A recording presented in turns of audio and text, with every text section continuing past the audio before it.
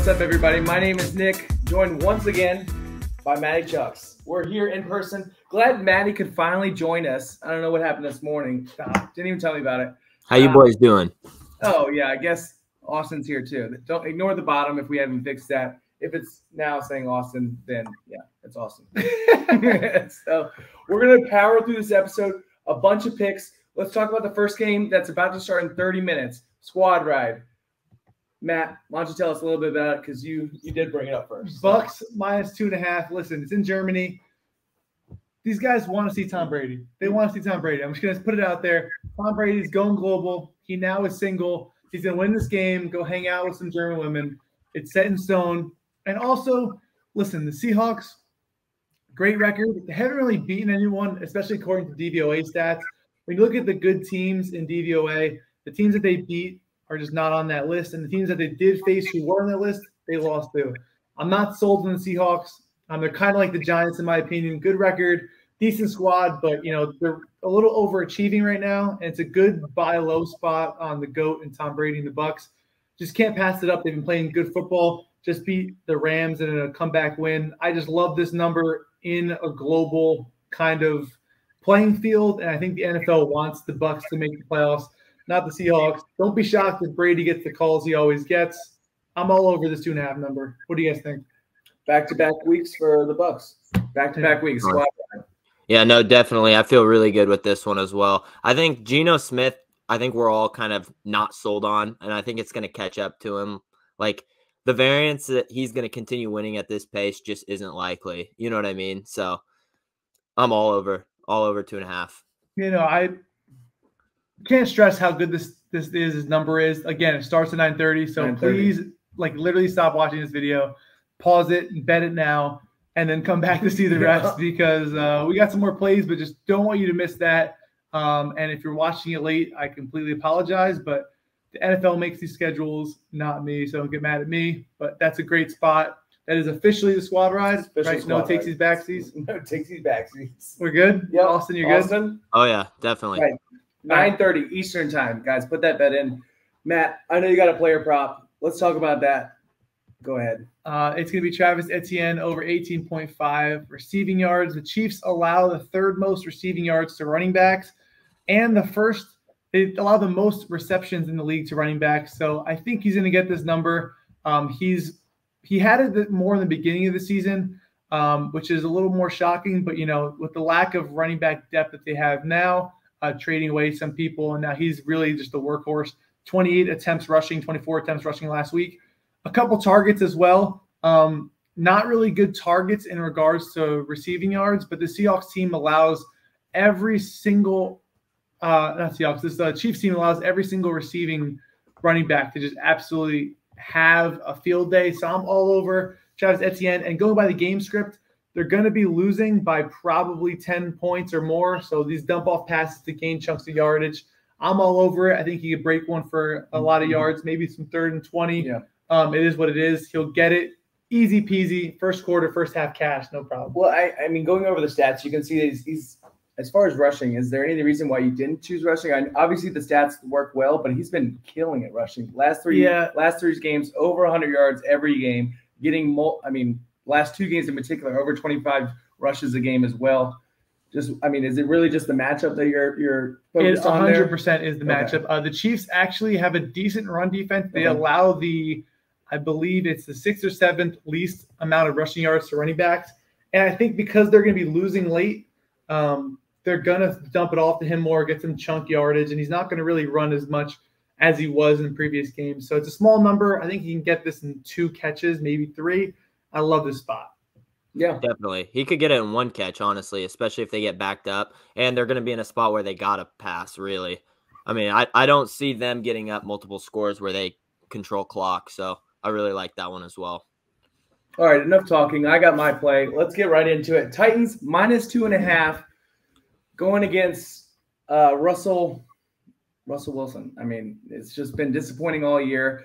He's been looking a lot better as the year's been going on, but so has Derrick Henry. Malik Willis, but Derrick Henry's been taking the load.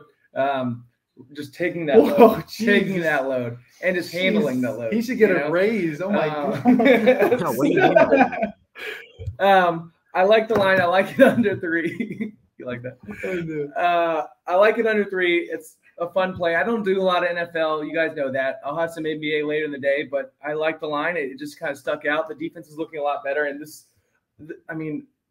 the coaching for the Broncos, the offense for the Broncos, the only thing good for the Broncos going on right now is their defense, and that's kind of falling apart as well. But I just don't like the Broncos as a team. I'm fading them, and I see the Titans on the rise. So, yeah, Titans stopped the run really well too. So the ball's going to be in Russ's hands, and I mean, let him eat. Yeah, let him cook. Yeah, if you've watched, let him cook. You know that's what I mean? Right. All right, we got one play. This is yours, Austin. Why don't you tell Cowboys -4. This is coming from a diehard Eagles fan. It's a good spot for him at Green Bay. I think we saw Green Bay last week, and they just look depleted. I mean, Aaron Rodgers, 2 interceptions in the goal line. He looks miserable out there. He seems like his teammates aren't behind him. He's on the McAfee show talking shit about his team every week.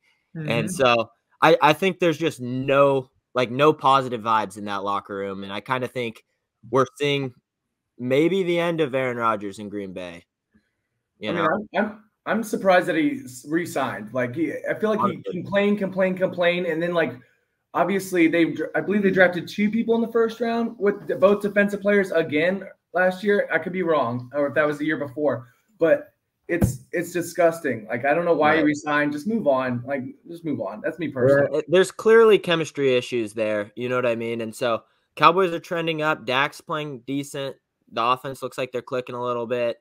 Good spot for him. Listen, some flash picks guy, don't want to name names, put a futures bet on the Cowboys to win the Super Bowl. Really smart guy, probably pretty handsome.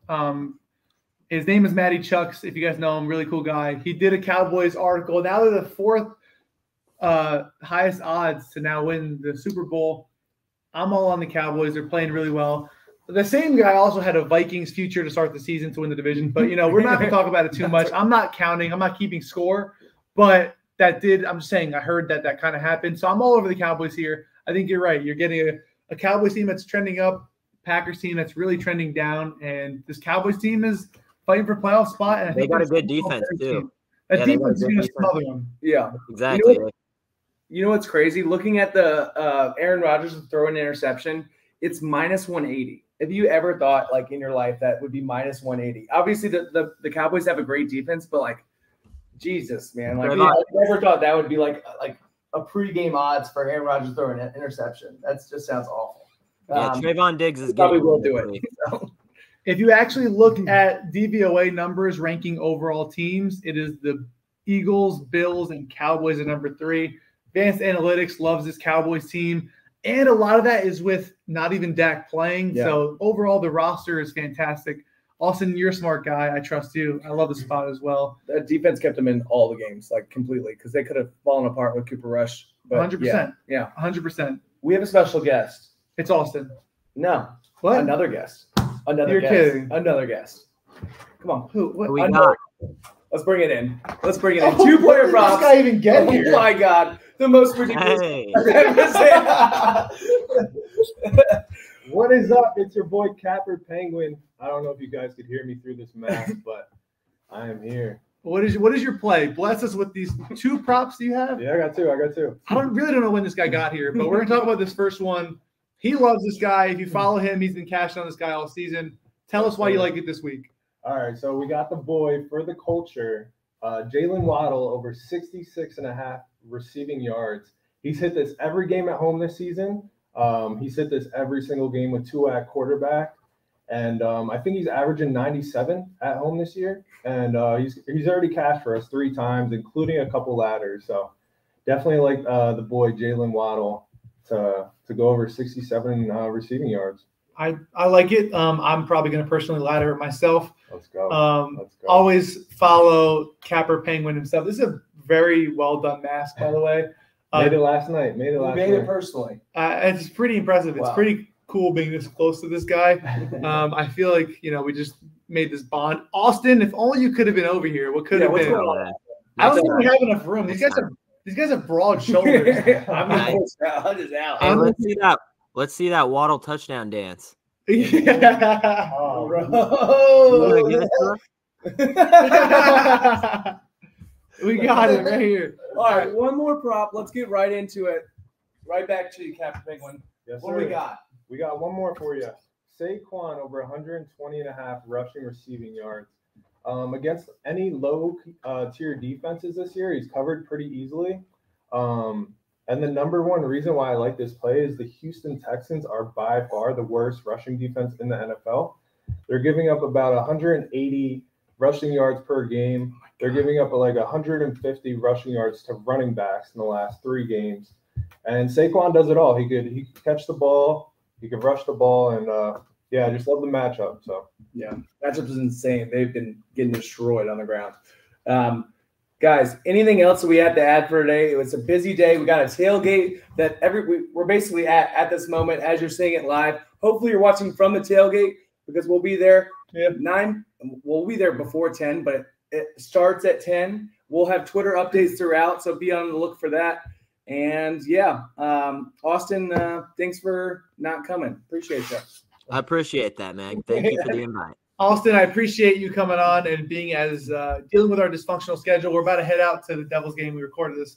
Hopefully we catch that squad ride. But again, come to the tailgate. If you're hearing this live, we appreciate you coming through. Shout out my dad for letting us record this podcast in the office. And Captain Penguin, thanks for somehow popping up here. Good to have you. Anytime. All right, guys. See you on Thursday. Peace out, guys.